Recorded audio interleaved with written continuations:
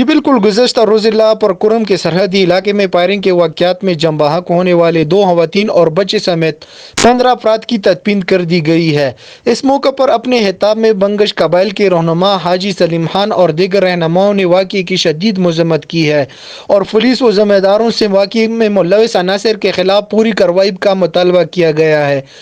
دوسری جانب توری قبائل کا بڑا نمائندہ جرگہ منعقد ہوا، جس میں علماء اور عامئین کے علاوہ زندگی کے مختلف شعبوں سے تعلق رکھنے والے افراد نے شرکت کی ہے، اور جرگے میں شریک شرکاء نے فائرنگ کے تازہ واقعات پر افسوس کا اظہار کیا ہے اور واقعے کی شدید مذمت کی ہے۔ اس موقع پر ڈپٹی کمشنر ضلع کرم جاوید اللہ محسود اور ڈی پی او